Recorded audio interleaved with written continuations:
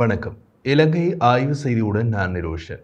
இலங்கையில் 9வது நிறைவேற்று அதிகார ஜனாதிபதி தேர்தலுக்காக இன்னமும் முழுமையாக 10 நாட்களே எஞ்சியுள்ள நிலையில் பிரதான வேட்பாளர்கள் கடுமையான பிரச்சாரங்களை முன்னெடுத்து வருகின்றனர்.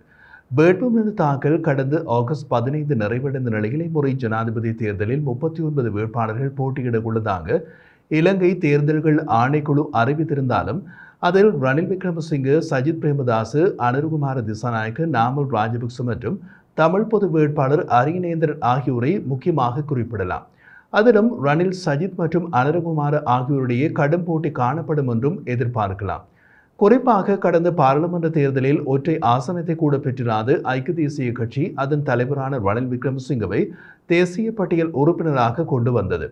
இந்த நிலையில் அப்போது நாடு பொருளாதார நிலைமையில் வீழ்ந்து பின்னடைவை சந்தித்திருந்த நிலைமையை பயன்படுத்தி பிரதமர் தொடர்ந்து ஜனாதிபதி என்ற பதவிக்கு வந்த ரணில் ஓரளவுக்கு நிலைமையை சீர்படுத்தியுள்ளார்.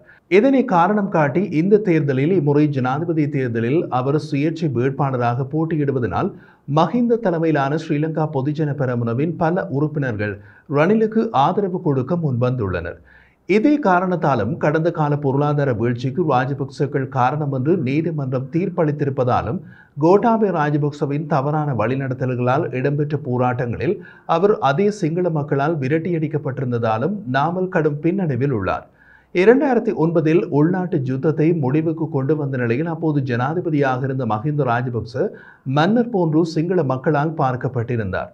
எனினும் கோட்டாபய ராஜபக்சவை ஜனாதிபதி வேட்பாளராக 2019ஆம் ஆண்டு ஸ்ரீலங்கா பொதுஜன பெரமுன கொண்டு வந்து தனிச்சிங்கள வாக்குகளால் வெற்றி பெற்றிருந்தாலும் அவர் அப்போது விட்டிருந்த பொருளாதார தவறுகள் இப்போது நாமல் ராஜபக்சவுக்கு பெரும் சவாலாக உள்ளது மட்டுமல்லாமல் அதனை சமாளிக்க வேண்டிய நிலைமையும் ஏற்படுத்தியுள்ளது. இந்த நிலையில் நாங்கள் நாமல் ராஜபக்சவின் பிரச்சார மேடைகளில் அவரது தந்தையும் முன்னாள் ஜனாதிபதியுமான மஹிந்த ராஜபக்சவும் பிரச்சாரங்களுக்கு வந்திருந்தார். எனினும் மஹிந்த ராஜபக்சவுக்கு ஓரளவு மக்கள் செல்வாக்கு இருந்தாலும் முன்னர் இருந்த அளவுக்கு இல்லை என்று கூறலாம். ஆனாலும் தற்போது நாமல் ராஜபக்சவின் மேடையில் மஹிந்த தோன்றுவதால் நாமலுக்குரிய செல்வாக்கு குறைவதாகவும் மஹிந்தவையே மக்கள் முன்னிலைப்படுத்துவதாகவும் ஸ்ரீலங்கா பொதுஜன முன்னணி அண்மையில் தெரிவித்திருந்தது. அதனால் நாமல் ராஜபக்சவின் பிரச்சார மேடைகளில் அவ்வப்போது மஹிந்தவை மேடையேற்றி பேச வைப்பது என்ற முடிவை எடுப்பதாகவும் கூறியிருந்தது. உண்மையில் போரை முடிவுக்கு கொண்டு வந்த காலத்தில் சிங்கள மக்கள் மன்னராக திகழ்ந்த மஹிந்த பின்னர் நடந்த அசாதாரண பல சம்பவங்களால் அவருடைய செல்வாக்கு அதே சிங்கள மக்களிடத்தில் முற்றுமுழுதாக சரிந்திருக்கிறது. இருந்த போதிலும் நாமலின் மேடைகளில் அவ்வப்போது மஹிந்தவை மேடையேற்றுவதற்கு அவரது கட்சி தெரிவித்திருக்கும் காரணத்தை பார்க்கின்ற பொழுது இப்போதும் அவர்கள் 2009ஆம் ஆண்டு பிரம்மையில் இருப்பது போன்ற தோற்றத்தை ஏற்படுத்துகிறது. இவற்றை விட இன்னமும் முக்கிய ஒரு காரணத்தை குறிப்பிட வேண்டுமென்றால் ஸ்ரீலங்கா பொதுஜன பெரமுன கடந்த நாடாளுமன்ற தேர்தலில் வெற்றி பெற்று பெரும்பான்மை ஆசனங்களை கைப்பற்றி இருந்தது. இது மஹிந்தவுக்கும் சரி நாமலுக்கும் சரி ஒரு மிகப்பெரிய பலமாக இருந்தது. ஆனால் தற்போது நிலைமை அவ்வாறு இல்லை. குறிப்பாக பொருளாதார வளர்ச்சியில் நாடு சிக்கியிருந்த போது ரணில் விக்ரமசிங்கவை பிரதமர் பதவியை ஏற்கும்படி கேட்டவர் கோட்டாபய. உண்மையில் அவர் அப்போது எதிர்க்கட்சி தலைவராக இருந்த சஜித் பிரேமதாசவையும் கேட்டிருந்தார். எனினும் பொருளாதார வீழ்ச்சிக்கு காரணமானவர்கள் ராஜபக்சர்கள் என்று விமர்சிக்கப்பட்டதாலும் கோட்டா கோகம போராட்டத்தின் கோரிக்கையாக நாட்டில் உள்ள ஊழல்வாதிகள் ஒழிக்கப்பட வேண்டும் என்று இருந்ததாலும் சஜித் மறுத்திருந்தார். அப்போது அந்த பதவியை ஏற்றுக்கொண்டவர் ரணில் விக்ரமசிங்கே. அதற்கு அப்போது பொதுஜன பெரமுனவின் பாராளுமன்றத்தில் அங்கம் வகித்த உறுப்பினர்களும் ஆதரவு தெரிவித்திருந்தனர். தொடர்ந்து கோட்டா நாட்டை விட்டு வெளியேறிய போதும் அதே உறுப்பினர்களாலேயே பாராளுமன்றத்தில் வைத்து ரணில் விக்ரமசிங்கே ஜனாதிபதியாகவும் தெரிவு செய்யப்பட்டார். அதற்கும் அந்த உறுப்பினர்களின் ஆதரவு இருந்தது. ஆனால் இப்போது 2024ஆம் ஆண்டு ஜனாதிபதி தேர்தல் தற்போதைய ஜனாதிபதியால் அறிவிக்கப்பட்ட போது முதலாக சுயேட்சை வேட்பாளராக போட்டியிடப் போவதாகவும் அறிவித்துக் கொண்டவர் ரணில். அதற்கு முன்னால் ஸ்ரீலங்கா பொதுஜன பெரமுனவின் ஸ்தாபகர் பசில் ராஜபக்சவுடன் ரணிலுக்கு பல்வேறுபட்ட பேச்சுவார்த்தைகள் இடம்பெற்றிருந்தது.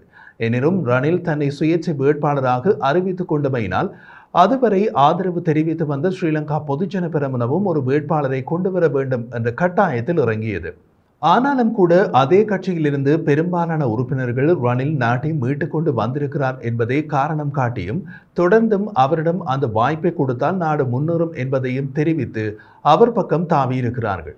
இது அடுத்த பட்சம் நாமலுக்கு காத்திருக்கின்ற மற்றொரு சவாலாக உள்ளது. ஸ்ரீலங்கா பொதுஜன பெரமுனவின் கடந்த கால தேர்தல் மேடைகளில் மஹிந்தவோடு நெருக்கமாக இருந்த பெரும்பாலானவர்கள் இன்று அவருடன் இல்லை என்பது நாமலின் பிரச்சார மேடைகளில் வெளிப்படையாகவே தெரிகின்றது. அத்தனை பேரும் ரணில் பக்கம் இருப்பது ரணிலுக்கு ஒரு வாய்ப்பு இருக்கலாம் என்ற ஒரு தோற்றத்தையும் உண்டாக்குகிறது.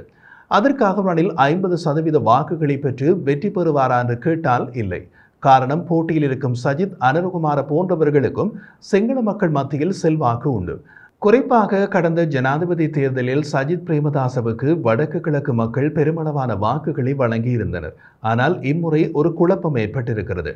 கடந்த காலத்தில் கோட்டாபய குறிப்பிட்டது போன்று வடக்கு கிழக்கை தவிர்த்து தனிச்சிங்கள வாக்குகளால் ஒரு சிங்கள வேட்பாளர் வெற்றி பெற்று ஜனாதிபதி ஆவது மிகப்பெரிய கேள்வியாக உருவாகியுள்ளது. காரணம், 39 வேட்பாளர்கள் இம்முறை ஜனாதிபதி தேர்தலில் போட்டியிடுவதால் 2 தமிழ் வேட்பாளர்களை தவிர்த்து மீதி 37 வேட்பாளர்களிடையே சிங்கள வாக்குகள் பிரிக்கப்பட வாய்ப்பு உள்ளது. அவ்வாறான நிலைமையில் வடக்கு கிழக்கு தமிழ் மக்களுடைய வாக்குகள் ஒரு ஜனாதிபதியை தெரிவு செய்வதற்கான தீர்க்கமான வாக்குகளாக அமைய போகின்றன. இந்த நிலையில் தமிழ் பொது கட்டமைப்புகளாலும் தமிழ் தேசிய கூட்டமைப்பிலிருந்து பிரிந்து சென்ற ஒரு சில கட்சிகளாலும் தமிழ் பொது வேட்பாளர் முன்னிறுத்தப்பட்டிருக்கிறார். அவர் தற்போது வடக்கு கிழக்கு மக்களிடையே தன்னுடைய பிரச்சாரங்களை முன்னெடுத்து வருகிறார். ஆனால் கூட்டமைப்பில் அங்கம் வகித்த தமிழரசு கட்சி சஜித் பிரேமதாசவை ஆதரிக்கப் போவதாக கூறியிருக்கிறது. இருந்தாலும் அதே தமிழரசு கட்சியில் பொது வேட்பாளருக்கான ஆதரவுகளும் பெருகி வருகிறது. எது எப்படியோ தமிழ் பொது வேட்பாளருக்கான களம் வடக்கு கிழக்கு மட்டுமே. ஆனால் சிங்கள வேட்பாளர்களுக்கான களமாக முழு இலங்கையும் இருக்கிறது. தமிழ் மக்களுடைய வாக்குகள் ஒரு ஜனாதிபதியை தீர்மானிக்கின்ற முடிவுக்கு கொண்டு வரப்படும் இடத்து தம்மால் கைகாட்டப்படும் சிங்கள வேட்பாளர்களுக்கு தமிழ் மக்கள் ஆதரவு வழங்கி அவர் ஜனாதிபதியாக தெரிவானால் தமிழ் மக்களுக்கான பிரச்சனைகளை பேசி தீர்த்து கொள்ள முடியும் என்பது தமிழரசு கட்சியின் நிலைப்பாடு. இன்னொரு பக்கம் இவர்கள் காலமாக செய்து வந்திருந்தாலும் இந்த வேட்பாளர்கள் ஜெயித்திருந்தாலும் மேற்கொண்டு எதையும் தமிழரசு கட்சியால் செய்ய முடிந்திருக்கவில்லை. அதன்படி இம்முறையும் அவ்வாறே அமைய வாய்ப்பு இருக்கலாம் என்ற நிலைமையில் தமிழ் மக்கள் சிந்திக்கலாம். அடுத்த கட்டமாக தமிழ் பொது வேட்பாளரால் ஜனாதிபதியாக வர முடியாது என்றாலும் தமிழ் மக்களின் கோரிக்கைகள், தீர்வுகள், நிலைப்பாடுகள் தொடர்பாக உலக நாடுகளுக்கு தெரிவித்துக் கொள்ளலாம் என்பது பொது கட்டமைப்பின் நிலைப்பாடு.